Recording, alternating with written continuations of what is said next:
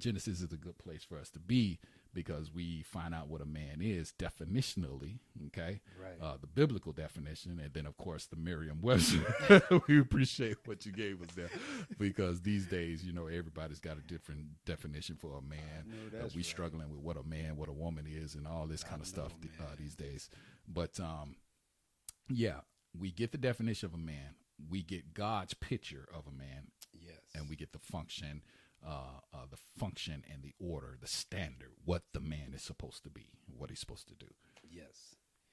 Yeah, you said a mouthful here, and just to go back on the scriptures that you read on 26. Yes. And that's what I wanted to tackle, because even so Genesis 1, you talked about you like 1, 2, and the whole Bible as a whole is good. It's always good food.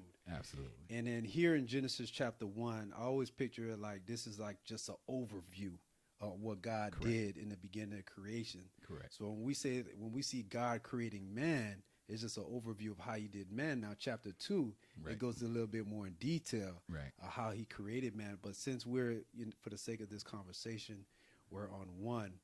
I like how God said, and I love it. I enjoy that God said, let us make man. Yes. In our own image. In our image. Right. And that you know what? I the reason why I smile, because God thought about humanity, humans, so much, and I guess I smile because I got a child, and my child is connected to me. Right. He's made from a part of me. Yes, and I read the Webster dictionary. Come on, Webster. Let's go. The male figure is the one that carries the seed. Yes. So the male figure, we carry the seed. So when when my wife had my son, I'm like, wow, this is a part of me. Yes. So it's like we have these same characteristics of God. Right. So when we think about God, which is our Father, we're like, wow, God thought about enough of us to say, wow, let us create man in our image, in our likenessness. And even going further, he was like, I want to give them dominion. I want them to have dominion over the fish, over the fowls, over the cattle, and every creeping thing. So not only that he created man, but he gave man responsibility from the things that he created.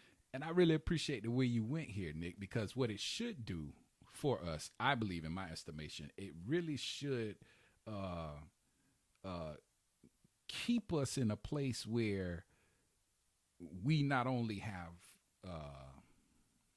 we shouldn't have confusion in terms of what a man is, because we're in the image of God. Yes.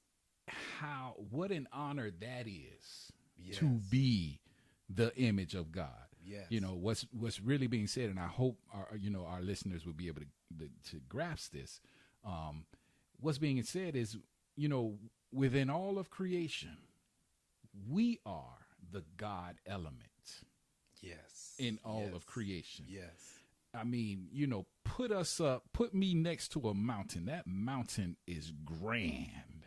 Yes. That mountain is massive, right? It's majestic, yes. right? Yes. It's like, put me up next to a celestial star being, right? And it's like, okay, this little old man, 5'10", whatever. And you look at all of creation, but throughout all of that, we are the one. Yeah. We are the one that has the God element, right? Yes. Which is why we have dominion. Yes. Which is why we have rule. Yes. Right? He says, rule over the earth. Yes. Be fruitful. Yes. Multiply and rule over the fish. Rule over the birds. Rule over every creeping thing. You put me in a room with a lion, 9 times out of 10, that lion is probably going to win. If it's just, we got to go hand to hand, 9 times out of 10, that lion's going to win.